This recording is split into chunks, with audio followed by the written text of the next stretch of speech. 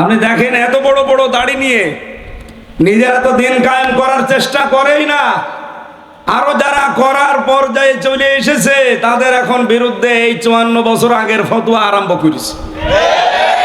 বিভিন্ন দরবার থেকে এখন ফতোয়া আসতেছে যে বাংলাদেশে একামতে দিন যারা কায়েম করতে চায় এই 80 বছরে তাদের অর্জন কি? তাদের অর্জন নাকি কিছুই নেই। আপনি কিছুই দেখতে পান না। আপনি নিজে ইনস্টিটিউটে বলেন যে আমি কোনো রাজনীতি করি না, আপনার এই কথা বলা যায় হয় কি করে? বিশ্বনবী মুহাম্মদুর রাসূলুল্লাহর নবুয়ত পাওয়ার পর থেকে ইন্তেকাল, এই 23 বছরের 1 সেকেন্ডও আপনি বাদ দিতে পারবেন না। হ্যাঁ, কথা বলেন না কেন? নবীজি এই বিশাল জীবনে রাজনীতি না করলে উনি রাষ্ট্রপ্রধান হলেন কি করে? আর আপনি গা বাঁচানোর জন্য বলেন যে আমি কিন্তু কোনো দল করি না, রাজনীতি করি না। পিটিয়ে সোজা করা দরকার শয়তান। বলে জামাত ইসলামী বাংলাদেশের কোনো অবদানে 80 বছরে আমরা দেখি না। আপনি কি দেখবেন? এই 80 বছরে তারা যা করেছে আপনাকে এরকম 50টা 80 বছর দিলেও কিচ্ছু পারবেন না দরবার নিয়ে। আপনি তো আছেন আপনার শুধু ব্যবসা নিয়ে। 20,000 মুরিদ থাকলে প্রতি মাসে মাসে 1 টাকা করে দিলে 20,000 টাকা। এক কথা বলেন না কেন? আল্লামা সাইদি রহমতুল্লাহ আলাইহি উনি যে মাঝে মাঝে ভণ্ড বীরদেরকে মুখোশ খুলে দিতেন, এমনি না। কারণ দেখেন যার 20,000 মুরিদ আছে সারা বাংলাদেশ মিলে, ওর আর কিছু করা লাগবে? ও মরণ পর্যন্ত শুধু বসে খেয়ে চলে যাবে। অথচ ওরে দরবারের খলিফা করে আল্লাহ পাঠায়নি, মসজিদে মাদ্রাসার জন্য না, ওরে আল্লাহ পাঠিয়েছিলেন জমিনে। আজ আমরা জমিনে থাকতে চাই না, এই জন্যই তো জালেমদের এত গাত্রদাহ শুরু হয়েছে। আমির হামজা এতদিন জমিনে ছিল না, ছিল বিভিন্ন জায়গায়। একটা কথা আমার পক্ষে বিপক্ষে কেউ বলে না, নিশ্চুপ ছিল। কিন্তু যখনই জামাত ইসলামী বাংলাদেশ আমাকে নমিনি বানিয়েছে কুষ্টিয়া সদরের জন্য, এই যে রাম আর বামপাড়া, বিশেষ করে জালেম যারা এখন নতুন যুক্ত হয়েছে তাদের সাথে মুনাফিকেরা, কোথাকার সেই 12 সাল 13 সালের ভিডিও কাটছাট করে আগে নেই পরে নেই, এখানে বসাব করিবেন, না করিলে 50 টাকা জরিমানা, এইরকম সাজিয়ে মানুষের সামনে এখন বিভ্রান্ত ছড়াচ্ছে।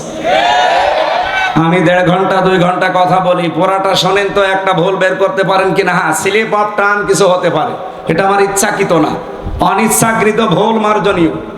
আমি ইচ্ছা করে যদি কিছু বলে থাকি সেইটা আপনি সঙ্গে সঙ্গে আসেন। যতগুলো তথ্য এ পর্যন্ত বলেছি ইচ্ছা করে একটাও ভুল বের করতে পারিনি, শুধু কাটছাট করা ছাড়া। অনিচ্ছাকৃত ভুল, ওটাকে আমি নিজে ইচ্ছা করে করি, মুখ দিয়ে বের হয়ে যায় মানুষ হিসাবে, সেটার জন্য আমি সরি বলি এবং সংশোধন হওয়ার জন্য আমি চেষ্টা চালাই। এরপরও যারা পেছনে লেগে থাকে, আমি নাই ক্ষমা চাই, আল্লাহ আমারে আশা করি ক্ষমা করে দেবে। আপনি গীবত করে কি করলেন বলেন? আপনি গীবত করে কি করলেন?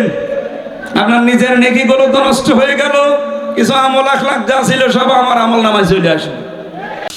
সুন্নাত নয় শুধু দাওয়াতের মেহমান, সুন্নাত নয় শুধু খাওয়া শেষে মধুপান, আরো কিছু সুন্নাত আছে তুমি জানো কি? জানলেও জীবনে কখনো তা মানো কি? আলহামদুলিল্লাহ। চাঁপাইনবাবগঞ্জ জেলার সদর থানার অন্তর্গত 11 নম্বর ওয়ার্ড সেবা সংস্থা কর্তৃক আয়োজিত তাফসীরুল কোরআন মাহফিলের স্বনামধন্য সভাপতি বাংলাদেশ জামাত ইসলামী, এই নামটা বললে এখন কলিজা ভরে যায়, প্রাণ খুলে জবান ছেড়ে নামটা আমরা এতদিন বলতেও পারতাম না। বাংলাদেশ জামাত ইসলামী চাঁপাইনবাবগঞ্জ জেলা শাখার শ্রদ্ধাভাজন আমির মাওলানা আবু যর গফারি আতালাল্লাহু উমরাহু ওয়া বারাকাল্লাহু ফি হায়াতি, প্রধান অতিথি বাংলাদেশ জামাত ইসলামী ঢাকা মহানগরী দক্ষিণ কেন্দ্রীয় নির্বাহী পরিষদের সদস্য এই আসনের জন্য বাংলাদেশ জামাত ইসলামী থেকে মনোনীত নমিনি শ্রদ্ধাভাজন ব্যক্তিত্ব বিশিষ্ট রাজনীতিবিদ, সাবেক ছাত্রনেতা, বাংলাদেশ ইসলামী ছাত্র শিবিরের কেন্দ্রীয় সাবেক সভাপতি জনাব নুরুল ইসলাম বুলবুল, আতালাল্লাহু উমরাহু ওয়া বারাকাল্লাহু ফি হায়াতি। বিশেষ অতিথি সাবেক এমপি চাঁপাইনবাবগঞ্জ সদর ৩ জনাব লতিফুর রহমান। এখানে আরেকজন আছেন সাবেক মেয়র চাঁপাইনবাবগঞ্জ পৌরসভা, আমার ভালোবাসার মানুষ, শ্রদ্ধাভাজন ব্যক্তিত্ব জনাব নজরুল ইসলাম। হায়াতে তাজ্জেবা সিহাতে কুল্লিয়া কামনা করছি, বলেন আমিন। আলোচনা করলেন মাওলানা হোসেন আহমেদ মাহফুজ চুয়াডাঙ্গা, মাওলানা আব্দুল মকিম জিহাদি, আপনাদের এই বড় মসজিদের সম্মানিত খতিব। মঞ্চে বসা ওলামা ইকরাম, সামনে বসা মুসলমান ভাইরা, পর্দার আড়ালের সম্মানিতা মা এবং বোনেরা, প্রশাসনের ভাইরা, প্রাণ প্রিয় চাঁপাইবাসী।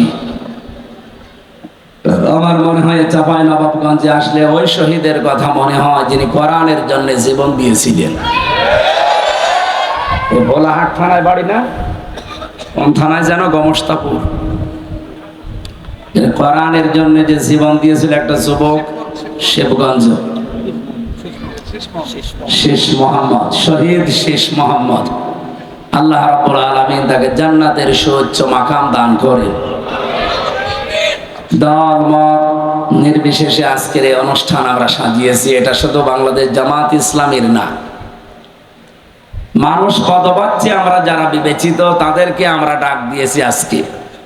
আমাদের পরিচয় আমরা 3টা দেই। 1 নম্বরে আমরা মানুষ। 1 নম্বরে কি? ওয়ালাকাদ কাররামনা বানি আদম। আল্লাহ তাআলা বলেন পৃথিবীতে সবচেয়ে বেশি সম্মান দিয়েছি বনি আদম সন্তানকে। সেই হিসাবে আমরা দাবি করতে পারি কি বলেন তো? মানুষ। আরো জোরে বলেন কি? 2 নম্বরে আরেকটা উপরের পরিচয় আছে, এটা সবাই দিতে পারে না, যারা দায়িত্ব পালন করে তারা দিতে পারে, তার নাম খলিফা। কি বললাম? ইন্নী জাইলুন ফিল আরদি খলিফা, অবশ্যই আমি জমিনে খলিফা পাঠাতে চাই। এই গল্প করেন মানে? এদিকে তাকান। এখানে কথা বুঝবে না, বাইরে চার দোকানে যে গিবত করবে।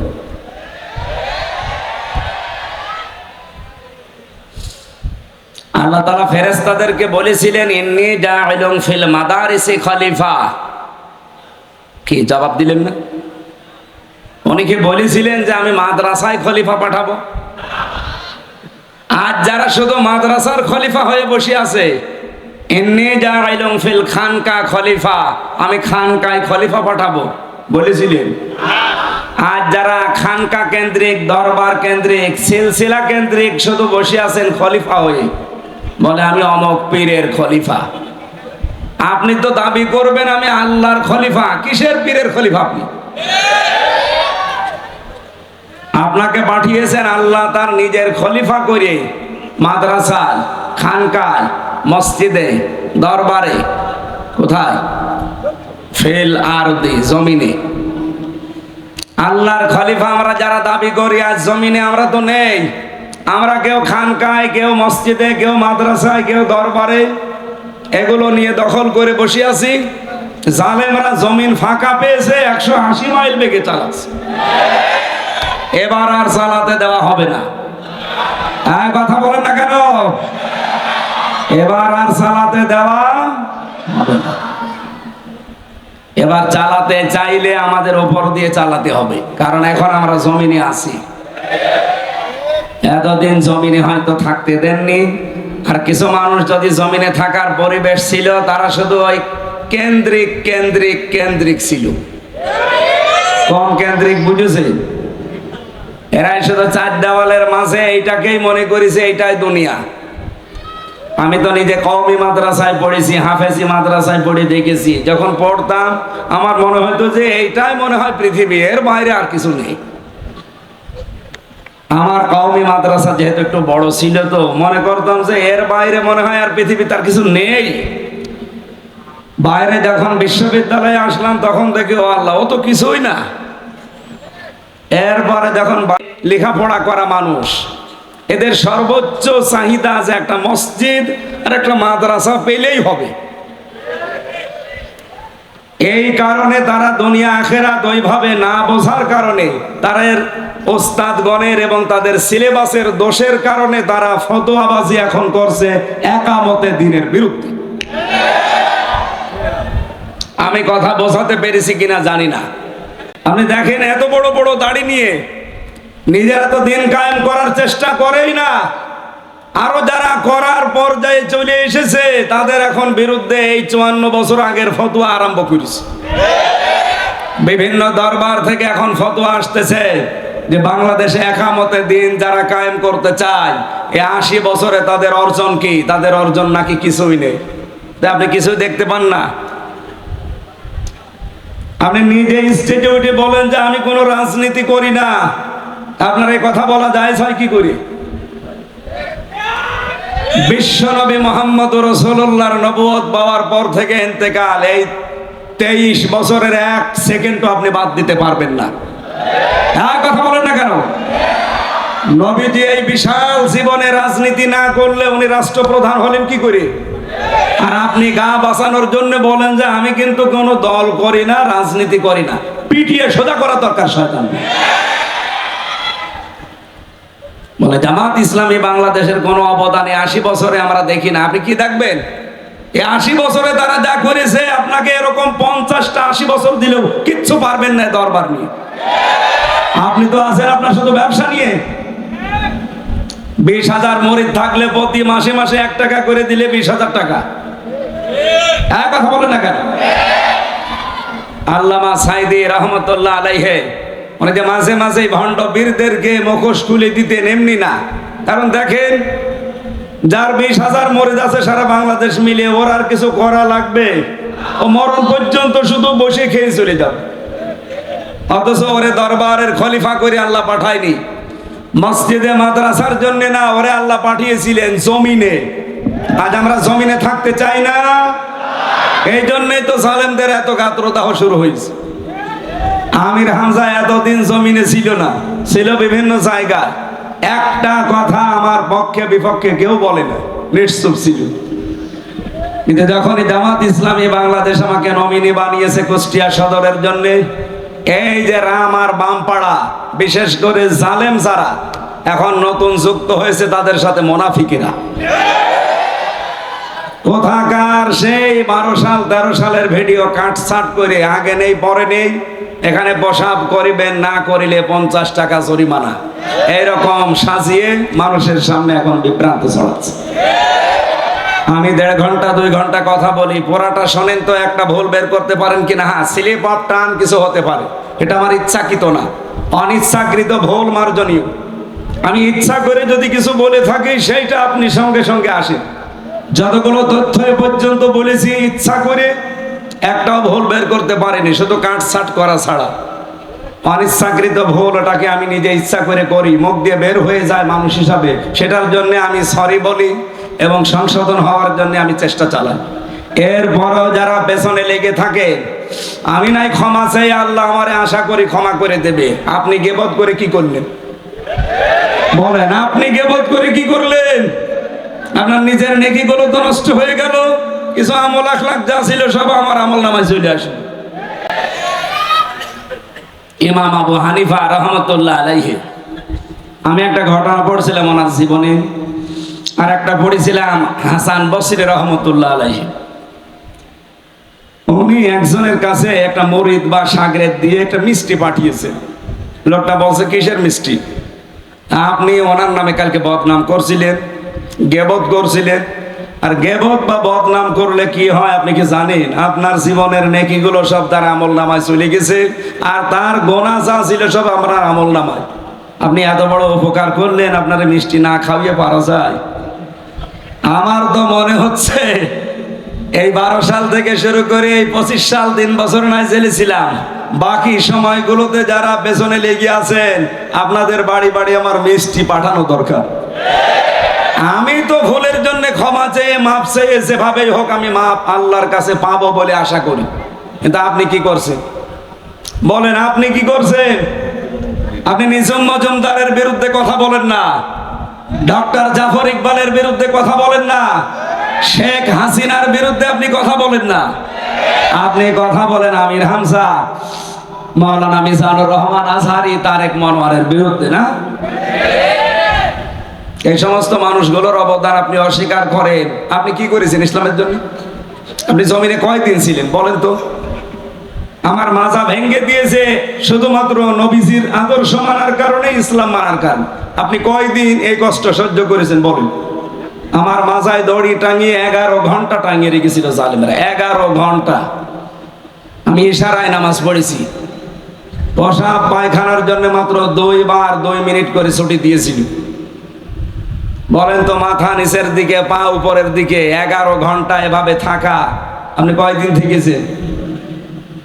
আমার মাথার চুল থেকে পায়ের তালু পর্যন্ত 1 ইঞ্চি জায়গা বাকি নেই যেখানে টর্চার করে না। আর আপনি ফতোয়াবাজি করেন দরবারে বসে বসে না?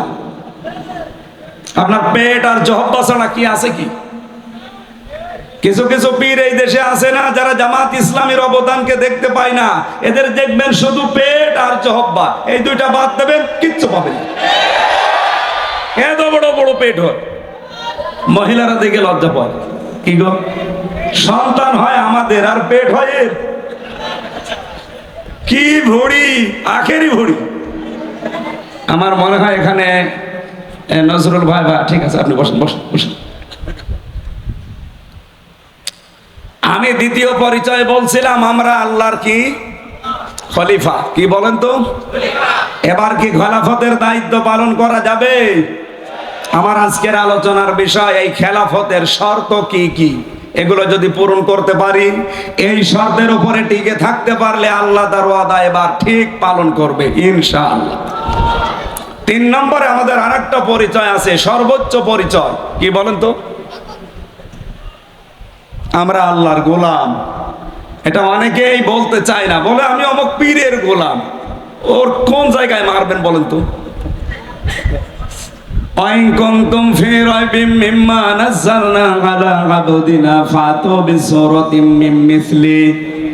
আল্লাহ পাক বলেন, কোরআন আমি আমার যে বান্দার উপরে নাজিল করেছি, এখানে কি বলেছে যে এটা আমি নাজিল করেছি এমন কোন বড় কোন বিষয় দিয়ে? আলা আব্দিহি, আমার বান্দার উপরে। কোরআন শরীফ পড়ে আমি পেয়েছি আল্লাহর কাছে সব চাইতে প্রিয় নাম আব্দুন বা আব্দুল্লাহ। নবীজিকে আল্লাহ এই নামটা ধরে পুরা কোরআনে বহু জায়গায় ডাক দিয়েছেন। তাবারাকাল্লাযী নাযালাল ফুরকানা আলা আবদিহি লিয়াকুনা লিল আলামিনা নাযীরা। বলেন আল্লাহু আকবার। আপনাকে মানুষ হওয়া সহজ, খলিফার দায়িত্ব পালন করা সহজ, কিন্তু আব্দুন বা গোলাম হওয়া অত সহজ না। গোলাম হতে হলে শুধুমাত্র এই গর্দানটা আল্লাহ ছাড়া কারো কাছে আপনি নত করবেন না, এই সিদ্ধান্ত নিয়ে দুনিয়ায় টিকে থাকা লাগবে। এটা টিকে থাকার জন্য আমাদের জাতির পিতা যিনি হযরত ইব্রাহিম নবী আলাইহিস সালাম আমাদের নাম দিয়েছেন, তিনি মুসলিম। মুসলিম মানে আত্মসমর্পণকারী। আমরা যার তার সামনে আত্মসমর্পণ করি না।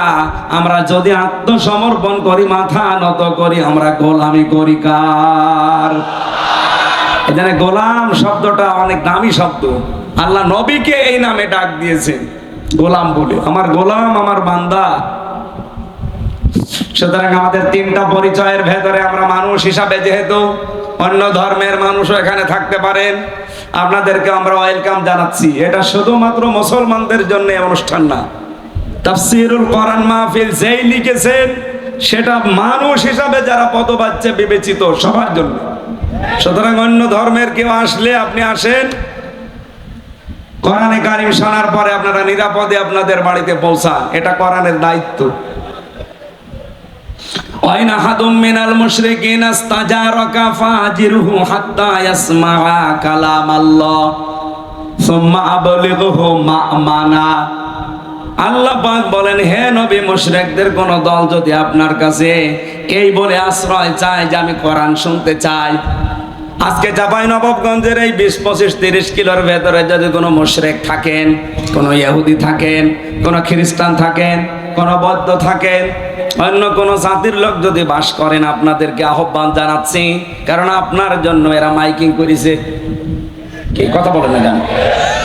প্রচার সবার জন্যই হয়েছে। আসেন, আল্লাহর কোরআন শোনানো হবে। নিরাপদে শোনার পরে আল্লাহ পাক বলেন, হে নবী, এদেরকে আপনি বাড়ি পর্যন্ত নিরাপদে যেতে পারে সেই ব্যবস্থাও করে দেবেন। আর বাংলাদেশে এখন সেই ব্যবস্থা অলরেডি আছে। আপনি আসেন, শোনার পরে আপনি নিরাপদে যান। যেহেতু মানুষ হিসাবে আমরা দলমত নির্বিশেষে, জাতি, বর্ণ, ধর্ম সবাই এসেছি, কিন্তু আমি খলিফার দায়িত্ব বুঝিয়ে দেওয়ার জন্য আজকের তেলাওয়াতকৃত আয়াত সূরা নূর 55 নম্বর আয়াত পড়েছি। লক্ষ লক্ষ হাদিস থেকে মাত্র একটা হাদিসের টুকরা পড়েছি। এর পরের অংশে আরো কিছু কথা আছে। আমি হাদিসটা আর হালকা ব্যাখ্যা করার পরে তাফসিরে চলে যেতে চাই। আর আবি হুরায়রা রাদিয়াল্লাহু তাআলা আনহু قال قال النبي صلى الله عليه وسلم। না, এইভাবে তো ক্লাস করা যাবে না। এই ছেলে, দাঁড়িয়ে আছেন কেন? বসেন। মাঝখান থেকে এখানে ওঠাউঠি করে। এই ছেলে, বসো। কেউ উঠবেন না, ঘন্টা খানেক সময় নিচ্ছে, কেউ উঠবেন না। বসেন বসেন।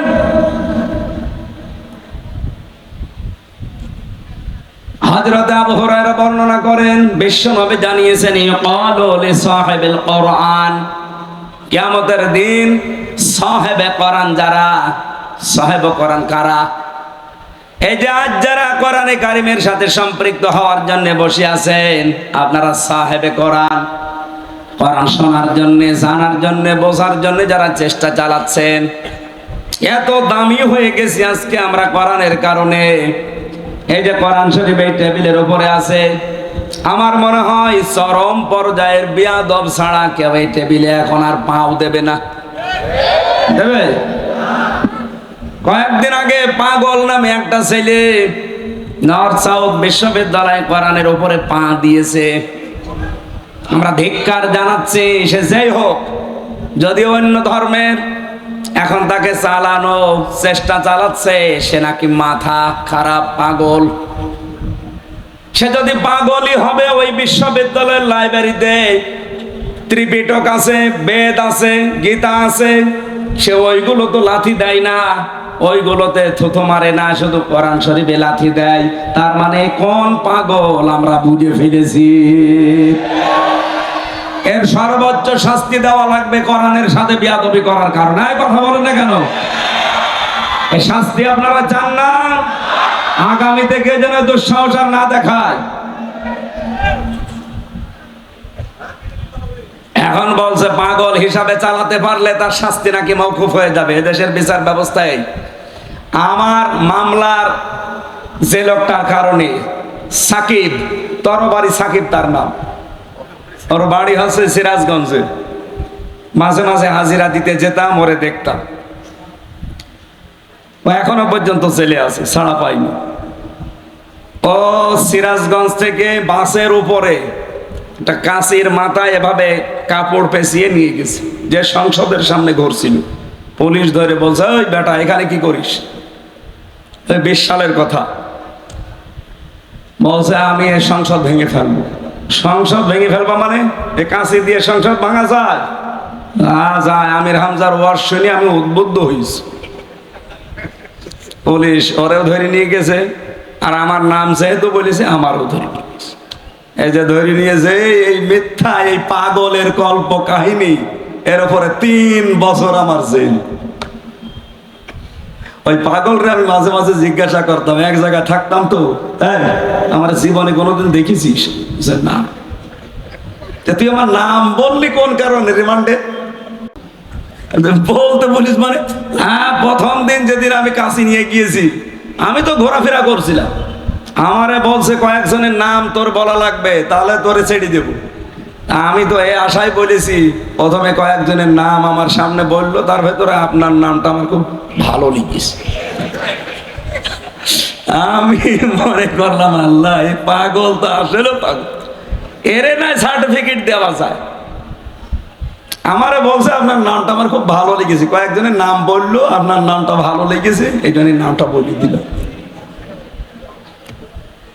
এইরকম পাগল হলে না ডাক্তারি সার্টিফিকেট তৈরি করা যায়, কিন্তু যে পাগল বিশ্ববিদ্যালয়ে পড়ে তার সামনে ত্রিপিটক আছে, বেদ আছে, গীতা আছে, ধর্মীয় গ্রন্থ তো আরো আছে, একটাও লাথিও দেয় না, থুতুও দেয় না, শুধু কোরআন শরীফে লাথি দেয়। তার মানে এটা এখন পাগল বলে সাব্যস্ত করে চালানো আর যাবে না, এটা আসলে জাতে মাতাল, তাহলে ঠিক আছে।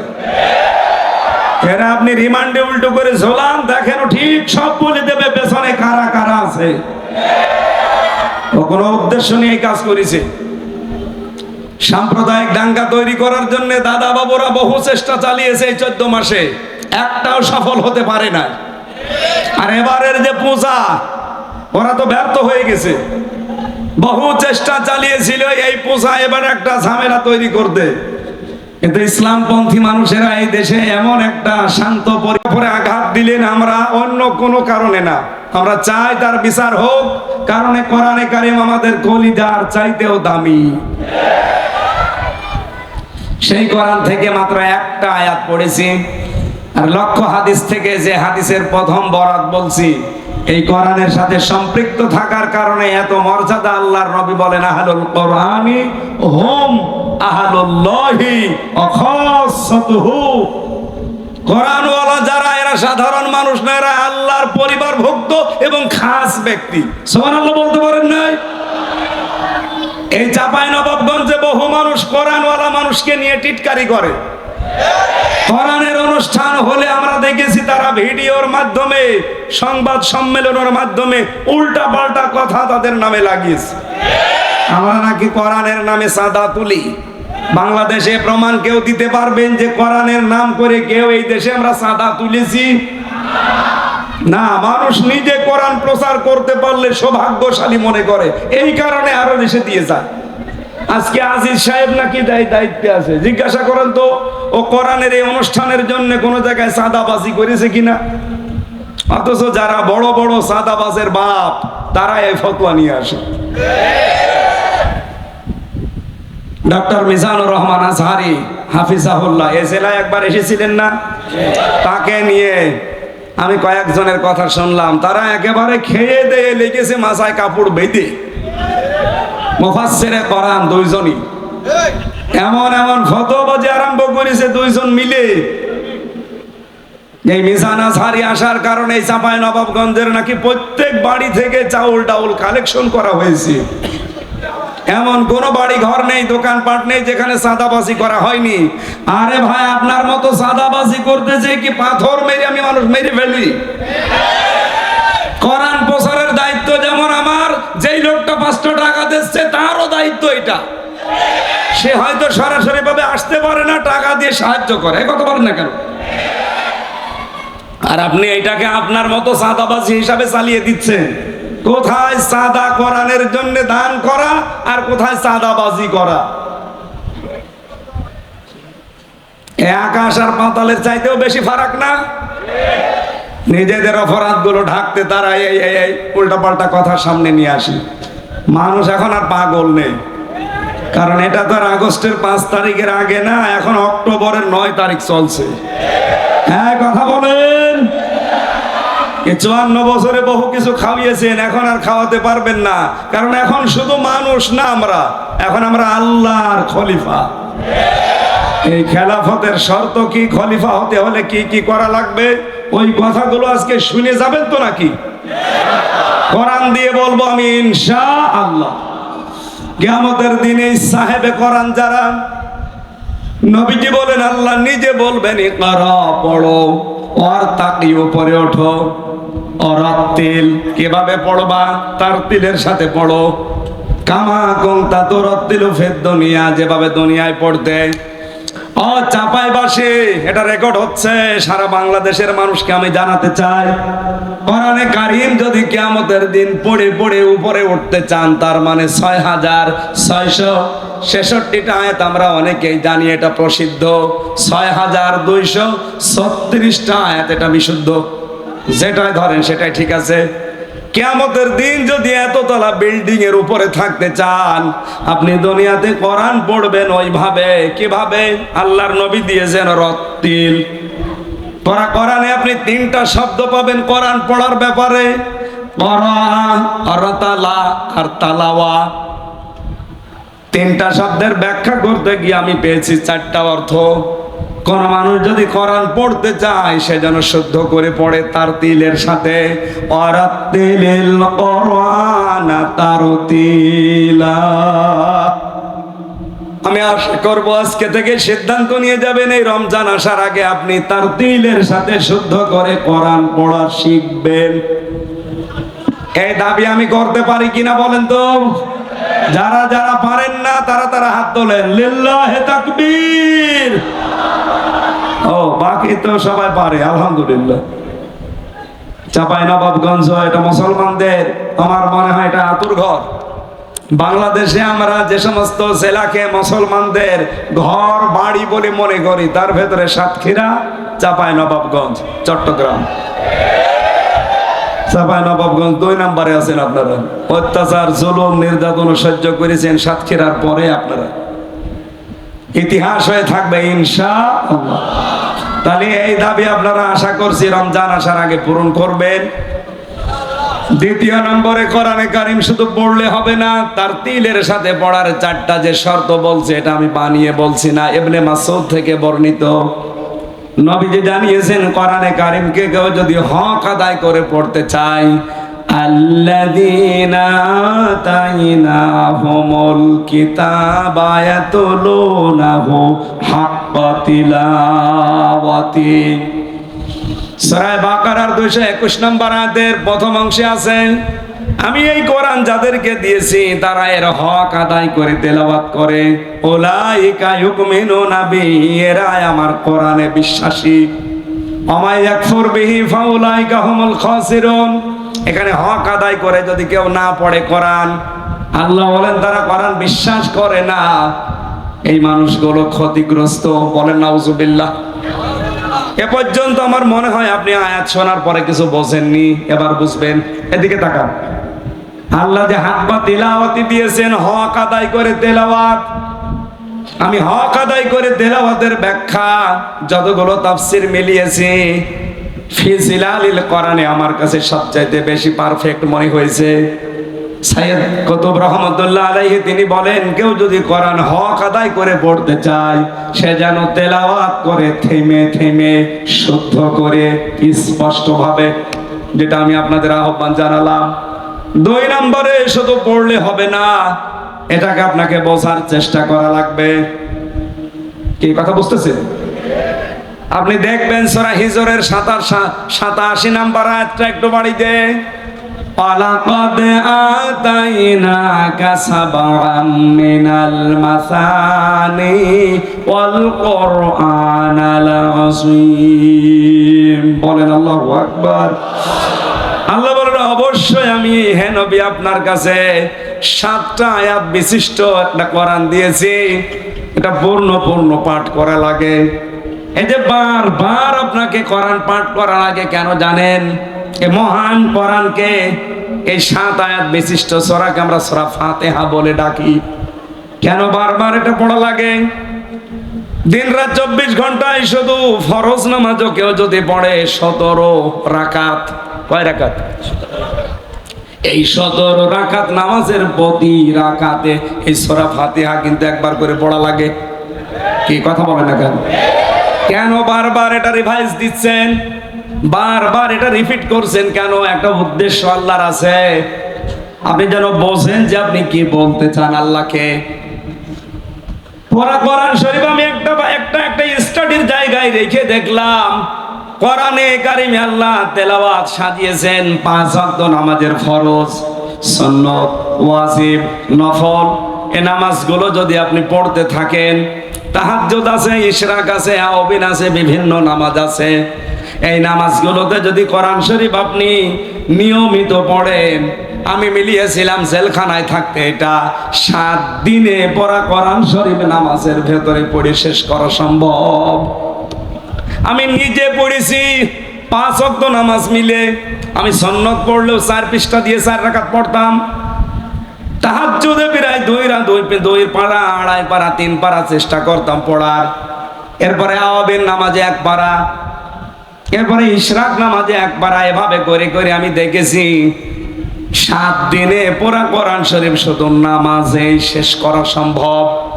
ওই সময় আমি একটা চিন্তা নিয়ে এসেছিলাম, কেন আল্লাহ সিস্টেমগুলো করে দিলেন এত তেলাওয়াতের। আমার বুঝ এসেছে, এটা কোরআন কেন্দ্রিক যদি মানুষ জীবন গঠন করতে পারে, ওকে আপনি এই পৃথিবীতে পিটিয়েও শিরিক করাতে পারবেন না। এটা আমি বুঝে ফেলেছি ওই সময়। আপনি দেখবেন, এই জন্য নামাজের ভেতরে পড়বেন, একটু বোঝার চেষ্টা করবেন যে কি পড়ছেন। নামাজে যাওয়ার আগে 2-5 মিনিট অন্তত বাংলা অর্থটা, শাব্দিক অর্থগুলো একটু দেখে যাবেন। নামাজে তেলাওয়াত করলে আপনার মন বসে যাবে। 3 নম্বরে শুধু বুঝলে হবে না, যা বুঝলেন ওইটা আপনার প্র্যাকটিক্যাল লাইফে মানা লাগবে। কথা বলবেন এখন। আমার প্রশ্ন, এই বাংলাদেশে এই 54 বছরে কোরআনে কারিম আছে না নেই? আরো জোরে। কিন্তু ব্যক্তিগত জীবন থেকে আন্তর্জাতিক জীবন পর্যন্ত মেনে চলার পরিবেশ আছে। এমন এমন অফিস এই দেশে আছে সরকারি, যেখানে চেষ্টা করলেও হালালকে হালাল জানে মানা যায় না, হারামকে হারাম জেনে মানা যায় না। এরকম অফিস নেই দেশে? চলেন আপনাকে দেখাবো। 3টা বছর আমি নিজে প্র্যাকটিক্যাল দেখেছি। আদালতের ইট পর্যন্ত টাকা চাই। আমার মনে হচ্ছে ইটও এভাবে তাকিয়ে আছে 3 কোনা হয়ে, যে টাকা দেন। আপনি বাংলাদেশের একটা অফিসের নাম বলেন যেখানে আজ টাকা ছাড়া ফাইল চলে না? ফাইল চলেই না, টাকা দেবেন ফাইলের মনে হয় হাত পা বেড়ে যায়। ঘোষ যদি এখন অনেকাংশে বন্ধ হয়েছে, কিন্তু 100% বন্ধ এখনো হয়নি। এটা 100% বন্ধ কিয়ামতের আগে সম্ভব না, যতদিন আল্লাহর কোরআন এই দেশে কায়েম না হবে। সাইয়েদ কুতুব এইটাই বোঝাতে চেয়েছেন না? একটু বোঝেন।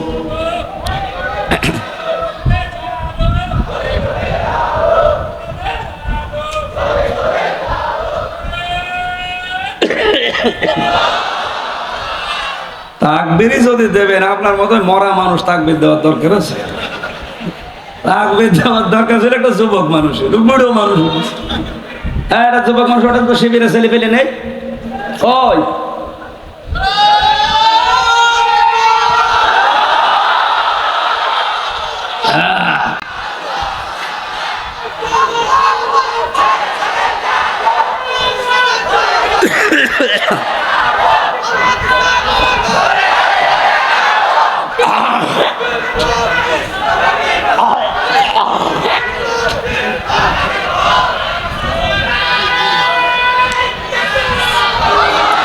ঠিক আছে, যুবক মানুষের জেলায় আজ থাক।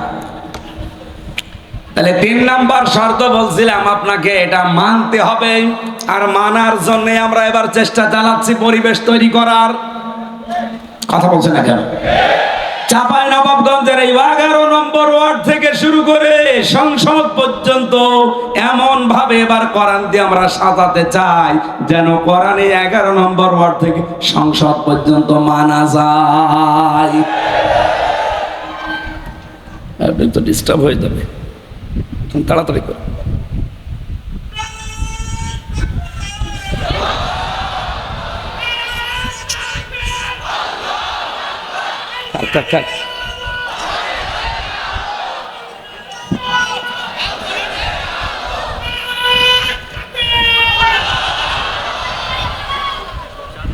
যা লাগবে না, থাক। চাঁপাইবাসে 4 নাম্বারটা বলছিলাম, এই পৃথিবীর ময়দানে কোরআন যেন মানুষ মানতে পারে সেই ব্যবস্থা করে দিতে হবে। এই 4টা বিষয় যারা মেনে চলে, তারা কোরআন হক আদায় করে পড়ে। আল্লাহর ভাষায় এরাই মাত্র কোরআনে বিশ্বাসী। এবার আপনি নিজের সাথে আয়াতটা মিলান, বাংলাদেশে কোরআনে বিশ্বাসী মানুষ কেমন পাবেন?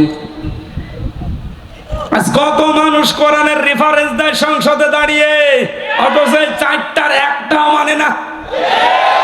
আমি নিজে তাকে প্রমাণ করব, আসেন। আপনি যদি আমার সামনে শুদ্ধ করে কোরআনে কারিমের একটা সূরা পড়তে পারেন, আপনাকে আমি মিষ্টি খাওয়াবো। অথচ রেফারেন্স দিচ্ছে কোরআনের, মনে হচ্ছে আল্লামা হয়ে গেছে। স্বামী আর স্ত্রী বানিয়েছে কোন মিস্ত্রি? এক নাম্বার তো পেলাম না। দুই নাম্বারে কোরআনে কারীম বুঝবে, শুধু আয়াত পড়ে লাকুম দীনুকুম ওয়ালিয়া দিন, লা ইকরাহা ফিদ্দিন, অথচ আয়াতের বাংলা অর্থ যদি সঠিকভাবে বলতে পারে আমি মিষ্টি খাওয়াবো। বাংলাটাও পারে না। একটা আয়াতের কমপক্ষে আমি 33টা করে অর্থ পেয়েছি, আমার এই মোবাইলে আছে। কয়টা বলতে পারবেন আপনি? লা ইকরাহা ফিদ্দিন, দিনের ব্যাপারে বাড়াবাড়ি নেই। লাকুম দীনুকুম ওয়ালিয়া দিন, তোমার ধর্ম তোমার, আমার ধর্ম আমার। এটা কি বুঝেছেন আপনি? 33টা অর্থ করা লাগবে এক একটা আয়াতের। আপনি আন্দাজে একটা আয়াত পড়ে বাংলা অর্থ জানা নেই, আগা নেই, মাথা নেই বলে দিলেন। কোন আয়াত থেকে রেফারেন্স দিতে হলে কমপক্ষে উসুলে তাফসীরের মূল নীতি হচ্ছে তার আগের আয়াত পরের আয়াতের সাথে সম্পর্ক আগে বলা লাগে। যারা আলেম আছে জিজ্ঞাসা করেন তো, উসুলে তাফসীরের মূল নীতি 15টা, এর 9 নাম্বার নীতি হচ্ছে আগের আয়াত পরের আয়াতের সাথে রিলেটেড কি আছে এটা আপনাকে আগে জানা লাগবে। আপনি কোন কারণে লাকুম দীনুকুম ওয়ালিয়া দিন ফতোয়া দিতে যান? এদেশে বহু মানুষ এই ফতোয়া দিতে গিয়ে ধরা খেয়েছে। হাসিনা একবার বলেছিল লাকুম দীনুকুম ওয়ালিয়া দিন, রাহুল বুখারী। এটা বলে না, আয়াত পড়ছে কোরআনের, দলিল দিয়েছে বুখারীর। 3 নাম্বারটাও নেই, আপনি মেনেও চলেন না। আপনার 3.5 হাত বডির ভেতর ইসলাম নেই। কথা বলেন না কেন? আপনি তাকান, তার 3.5 হাত বডির ভেতর ইসলাম আছে, তার পরিবারে ইসলাম আছে, তার স্ত্রী দেখলে শয়তান পর্যন্ত লজ্জা পায়। একটা বউ হইল, বউ দেশে মানুষের নেই। চাপায় নবাবগঞ্জের জন্য বদনাম একটা, কি বউ গো, আমি নিচে নামলাম না। তারা ভুল ধরে জামাত ইসলামী বাংলাদেশের আদর্শ নিয়ে। আপনার তো আদর্শই নেই। জামাত ইসলামী বাংলাদেশের যে আদর্শ আছে এই জন্যই তারা টিকে আছে। আপনার তো আদর্শই নেই। আপনি কি নিয়ে মানে যে তর্ক বিতর্ক করেন, কি নিয়ে করেন? আপনার আদর্শ আছে বলেন তো, আপনি কি আদর্শের উপরে আছে? আপনার আদর্শ চাঁদাবাজি করা, একটা আদর্শ হলো। আপনার আদর্শ পাথর দিয়ে মানুষ হত্যা করা, একটা আদর্শ হলো।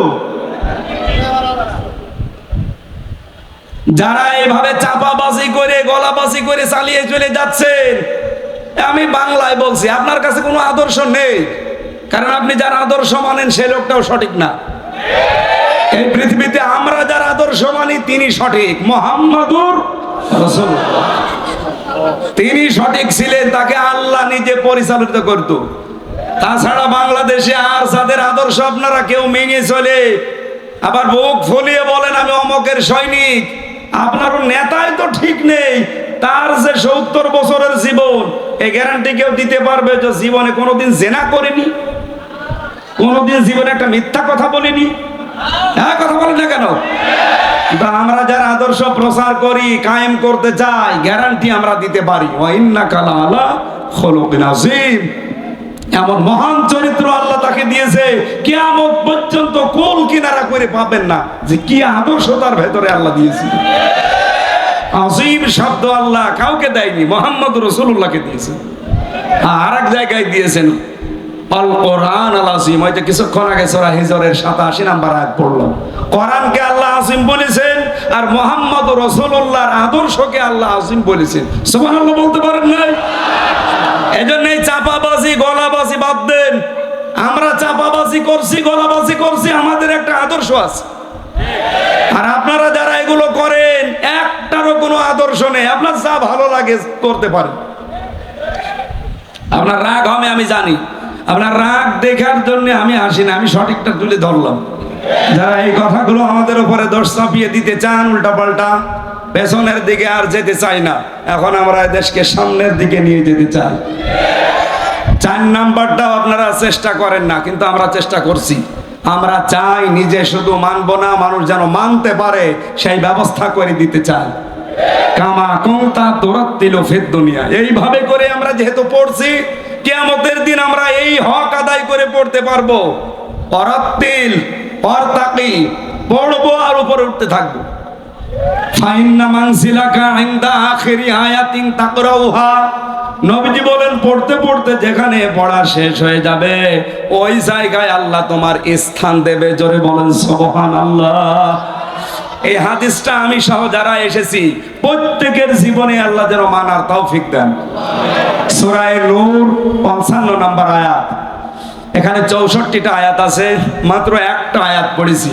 আমার আলোচনার বিষয়, আমরা যে আল্লাহর খলিফা, এই খেলাফতের দায়িত্ব পালন করতে হলে কি কি শর্ত মানা লাগবে সেইগুলো।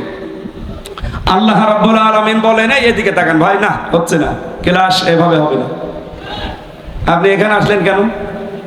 হ্যাঁ, যান যান, চলে যান। তাড়াতাড়ি যান, তাড়াতাড়ি যান। আপনার যে শরীর, ওরে বাবা, এত মনে হচ্ছে জবাই করলে 2 গ্রাম খানা হয়ে যাবে। না, এরকম স্বাস্থ্য দরকার। আমার তো শেষ করে দিয়েছে। হাসিনার উপরে এমনি রাগ হয় আমার, এই কারণে আমার কণ্ঠ শেষ করে দিয়েছে। তেঁতুল খাবিয়ে খাবিয়ে, যৌবন তেঁতুল খাবিয়ে শেষ করে দিয়েছে। এমনকি আমার কণ্ঠটাও নষ্ট করে দিয়েছে তেঁতুল খাবিয়ে। প্রত্যেক খাবারে খালি আমার তেঁতুল দিত। খেলে খান, না খেলে না খেয়ে মরে যান। কারণ ওই ফাঁসির কন্ডেম ছেলে কেউ দেখারও কেউ নেই, বলারও কেউ নেই। ওই শয়তানদের যা বলতো ওরা তাই করতো। আর কপালটাও আমার খারাপ, কারারক্ষীর দায়িত্বে যেই কয়টা পেয়েছিলাম 100টার ভেতরে আমার মনে হয় 90টাই সব মালায়ন। মালায়ন তো বলা ঠিক না, হিন্দি। দেবদুলা, সুব্রত বালা, আশিক কুমার, চয়ন ঘোষ, নাম মুখস্থ করে ফেলেছি। বলা তো যাদের নাম বলছে সব তো আল্লাহর ওলি নাকি? মাইকে জ্বর বাড়িয়ে দেন, গলা ভেঙে যাচ্ছে, রিভাব দিয়ে দেন।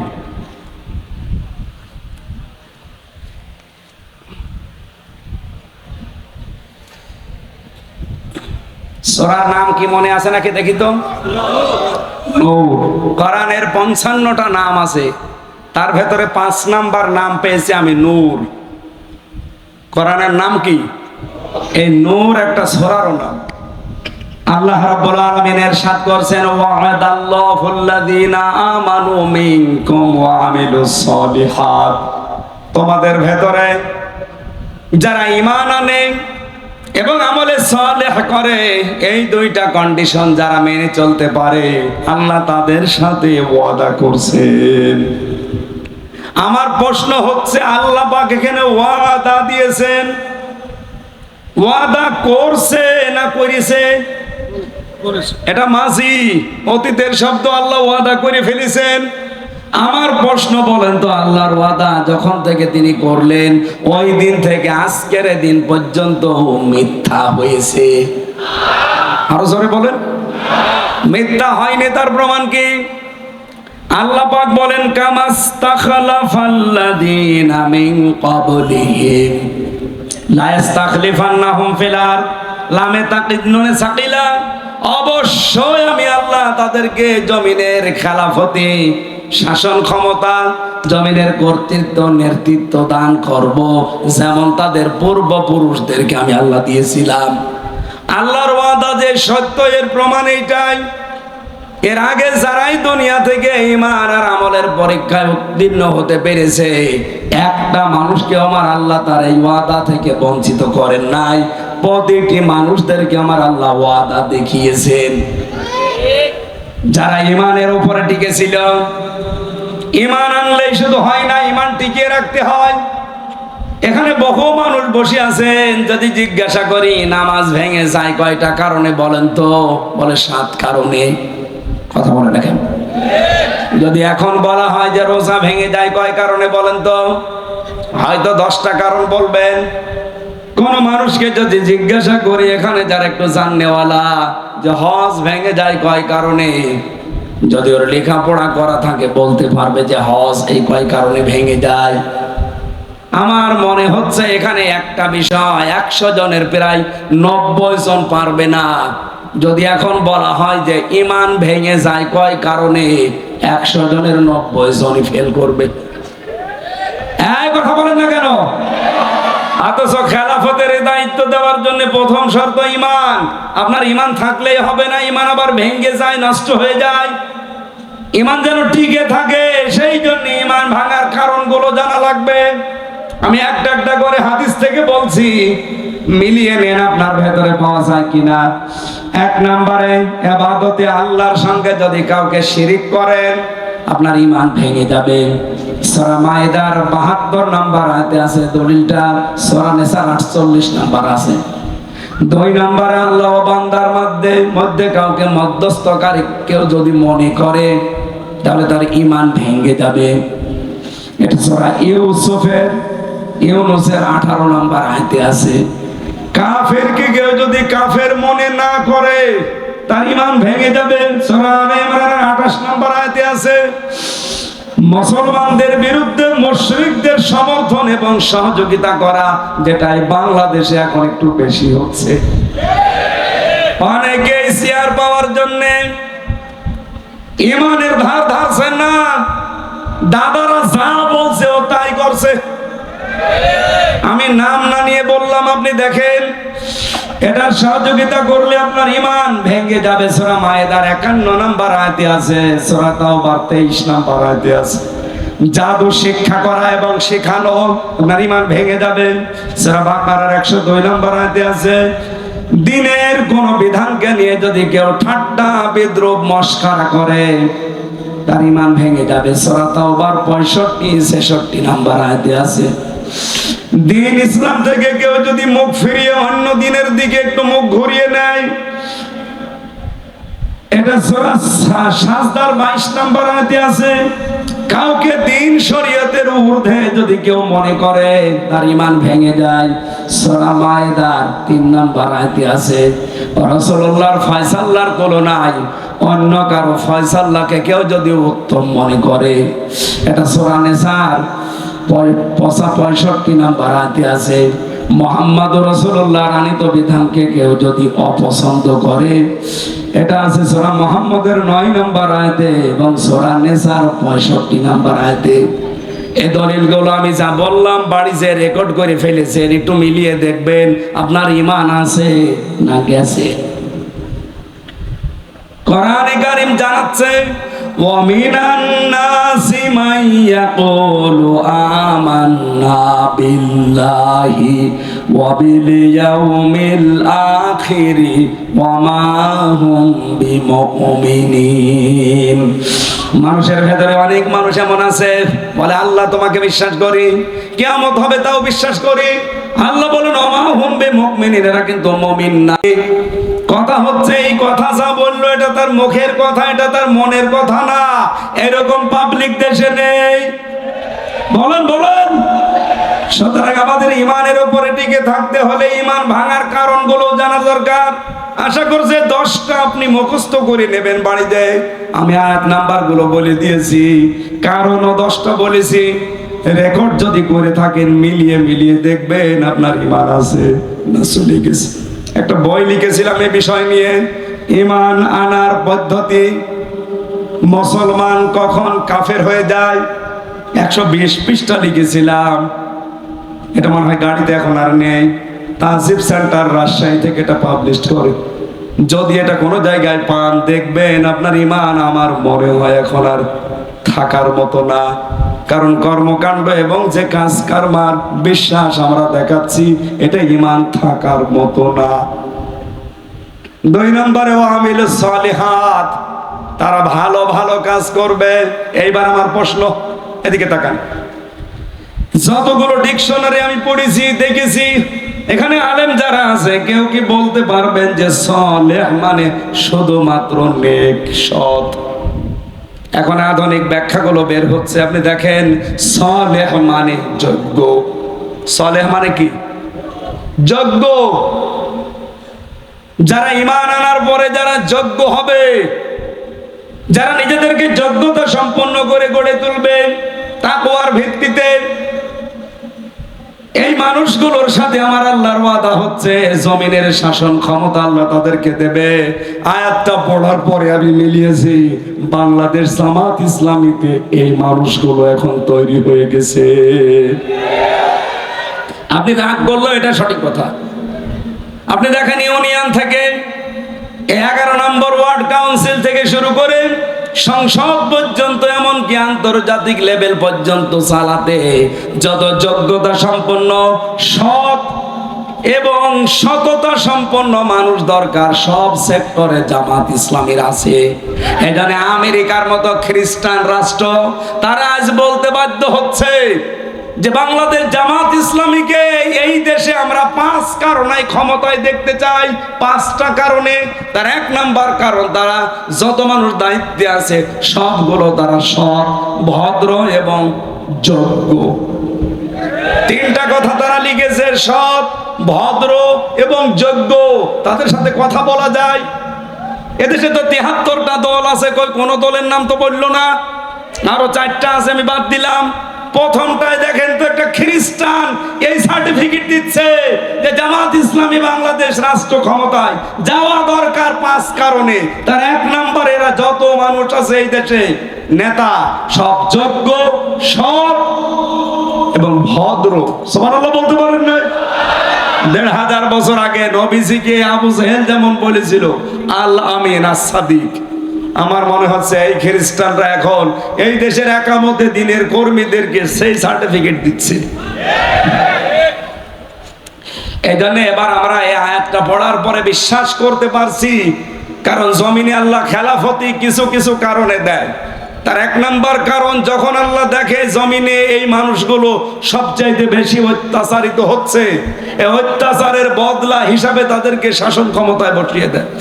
এটা আছে সূরা কাসাসের 5 এবং 6 নাম্বার আয়াত। ওয়া নুরিদু আন্না মুন্না আলাল্লাযিনা ইসতাদআফু ফিল আরদ। আমি আল্লাহ একটা ইচ্ছা করলাম, ফেরাউন যাদেরকে জমিনে দুর্বল করে রাখতে চেয়েছিল, জুলুম অত্যাচার নির্যাতন করে, অনাজালাহুম আইম্মাতান, আমি চাইলাম তাদেরকে জমিনের নেতৃত্ব কর্তৃত্ব দিয়ে নেতা বানিয়ে দিতে। আল্লাহ নেতা বানিয়ে দিচ্ছে না, অনাজালাহুমুল ওয়ারিসিন, এবং এই জমিনের শাসন ক্ষমতা বিশেষ করে ওয়ারিস তাদেরকে বানিয়ে দেব। এতটুকু আল্লাহ শেষ করে দেননি, অনুমাক্কিনা লাহুম ফিল আরদ, তাদেরকে আমি জমিনের কর্তৃত্ব দান করব, শাসন ক্ষমতায় বসিয়ে দেব। কেন বসাবো? অনুরিয়া ফিরাউনা ওয়া হামানা ওয়া জুনুদাহুমা, আমি ফেরাউন, হামান আর তার লোকজনকে দেখাতে চাই মিনহুম মা কানু ইয়াহজারুন, তাদেরকে সবচেয়ে বেশি ভয় যারা পেত ওই মানুষগুলোকে আমি আল্লাহ রাষ্ট্র ক্ষমতায় বসাতে চাই। বাংলাদেশ জামাত ইসলামীকে এই দেশের জালেম রাম আর বামরা এই 54 বছর সবচেয়ে বেশি ভয় পেয়েছে। অন্য কোন দলকে এত ভয় পেয়েছে? কারোর উপর অত্যাচার এভাবে হয়নি। এদের উপর অত্যাচার করেছে একটাই মাত্র কারণ তারা বুঝে ফেলেছে যে এরা সম্ভাবনা একেবারে কাছাকাছি। এজন্য আমাদের উচিত হচ্ছে এই আয়াতটার কিছু আবেগ আছে। রব্বুল আলামিন বলেন এর প্রথম আবেগ কি? আমি আল্লাহ কি করব জানো? ওয়ালা ইউবাদদিলান্নাহুম ওয়ালা ইউমাক্কিনান্নাহুম দীনাহুমুল্লাযী ইরতাদালাহুম, তোমাদের জন্য আমি যেই দিনকে পছন্দ করি ওই দিন আমি তোমাদের ওই জমিনে কায়েম করে দেব। কথা থেকে খেয়াল করেন, ওয়ালা ইউমাক্কিনান্না লাহুম, লামে তাকিদ নুনে সাকিলা, দীনাহুমুল্লাযী ইরতাদালাহুম, তোমাদের জন্য যেই দিন আমি পছন্দ করেছি ওই দিন আমি ওই জায়গায় কায়েম করব। তার নাম কি? হ্যাঁ, কথা বলেন। আয়াত আমি 100% বিশ্বাস করি। এই হিসাবে বাংলাদেশে এবার ইসলাম কায়েম হবেই, হয় আপনাকে নিয়ে না আপনাকে বাদ দিয়ে। আপনি যদি আসতে চান চলে আসেন, আপনাকে নিয়েই কায়েম হবে। আর যদি কপাল পোড়া থাকেন আপনি থাকেন, আপনাকে বাদ দিয়ে ইসলাম কায়েম হবে ইনশাআল্লাহ। আল্লাহ পাক বলেন দ্বিতীয় নম্বরে কি করব? ওয়ালা ইউবাদদিলান্নাহুম মিন বাদি খাউফিহিম আমনা, আমি পাল্টিয়ে দেব, পরিবর্তন করে দেব তাদের ভয়ের সংস্কৃতিকে নিরাপত্তা দিয়ে। কি ভয় ছিল বলেন তো? আগস্টের 5 তারিখের আগে আমির হামজা আসবে এই কথা শুনলে 14টা ব্যারিকেড পড়ে যেত। কথা বলেন না কেন? আমি এই চাঁপাইনবাবগঞ্জের পৌরসভার ভেতরে ঢুকে এরপরে আবার কুষ্টিয়ায় চলে গেছি, আসতে দেয়নি। আগস্টের 5 তারিখের মাস খানিক আগে আমি আসতে চেয়েছিলাম, আমি আর শাইখ জামাল উদ্দিন ভাই ওনারে আসতে দিয়েছে, আমারে বলছে ও আসলে 144 ধারা জারি। এতগুলো মানুষের সামনে কোরআনের কথা বলবো এরকম একটা পরিবেশ ছিল, সব আল্লাহ পাল্টিয়ে ভয়ের সংস্কৃতি দূর করে আজ নিরাপত্তা দিয়ে দিয়েছে। যে পুলিশ এতদিন ধরার জন্য পেছনে পেছনে দৌড় দিত, এখন তারা পেছনে পেছনে পাহারা দেওয়ার জন্য দৌড় দেয়। কুষ্টিয়া এসপি ডিসি ওসি তো বাদই দিলাম, এসপি ডিসি সহ মিটিং করার সময় যে এসপি ইবাদত করা লাগবে আল্লাহর, শিরিক করা যাবে না, এই শর্তগুলো মেনে ঈমান আর আমলের উপরে প্রতিষ্ঠিত থেকে খেলাফতের দায়িত্ব এবার যেন আমাদের দান করেন, বলেন আমিন। মেয়েরা যারা এসেছেন বিভিন্ন জায়গায়, শুধু নামাজ পড়া রোজা রাখা আর কালো বোরকা পরা ইবাদত না। আপনার জন্য আমার লিখিত বই আছে দাম্পত্য জীবনের কলহ এবং তার সমাধান, এটা মেয়েদের, প্রত্যেক বউকে পড়াবেন ও কেন গন্ডগোল করে। আর এটা ঈমান আনার যে পদ্ধতি বললাম, এই যে যেটা নোট করেছিলাম এই বই থেকে, আমার লিখিত বই, এটা নিয়েছেন, কাজে লাগবে, মেয়েদেরকে দেবেন, মঞ্চে আছে। আমি যতটুকু বুঝেছি পরিবারে আর শান্তির পেছনে, শান্তি না থাকার পেছনে দায়ী বউ আর শাশুড়ি, এই দুইজনের ছোট মনের কারণে। এক কথা বলা লাগবে, আমার মতো হাজার হাজার স্বামী এখানে বসে আছে, মেয়েরা যারা এসেছেন এবার একটু ঘুম থেকে ওঠেন, আপনারা তো ঘুমাচ্ছেন, ওঠেন। শুধু নামাজ পড়বেন, রোজা রাখবেন, কালো বোরকা পরবেন, জান্নাতে চলে যাবেন না। যে মেয়েটা পুত্রবধূ হয়ে আসে ওইটাকে নিজের মেয়ের মতো মনে করা লাগবে। এটা আজ 100টার 98টা শাশুড়ি মনে করে না, কথা বলেন না কেন? নিজের মেয়ে 4টা 5টা করে সেদ্ধ ডিম খায়, দুধ খায়, কলা খায়, বাকিগুলোর নাম নাই নাই বললাম, মরণের খাওয়া খায়, কিচ্ছু বলে না। আর বেটার বউ যদি একটা সেদ্ধ ডিম খায় চোখ মোটামুটি করে তাকায়। এরকম শাশুড়ি দেশে নেই। মেয়েদেরকে বলা দরকার যে কার শাশুড়ি এরকম ছোট মনের, হাত তোলেন তো। আপনি কি মেয়ে লোক? মেয়ে লোককে বলছে। শাশুড়ি যারা আছেন, আমি তো নিজের থেকে বলছি, আমার শাশুড়ি আমি খেতে পারলে যা খুশি হয়, যা আনন্দ পায়, আমি দেখেছি আমার বউ বেশি খেতে পারলে আমার মা ওই পরিমাণে খুশি হয়নি। এরকম মাও দেশে নেই, দেশে নেই। আপনি মা একজন উদার হবেন আমার জন্য, আমার বর জন্য, তারপরে তো সংসারে শান্তি আসবে। আপনার এই ছোট মনের কারণে আমিও অশান্তিতে আছি, আমার এই বউটাও অশান্তিতে আছে। এক কথা বলছেন, আমার মনে হয় বউ আর শাশুড়ি যারা আছে, এরপরেও যদি এরা সোজা না হয়, এ কোরআন শরীফ বুখারী শরীফ দিয়ে হবে না, এদের বাকারি শরীফ লাগবে। আল্লাহ মেয়েদেরকে হযরতে খাদিজার মতো বানিয়ে দেন, বলেন আমিন।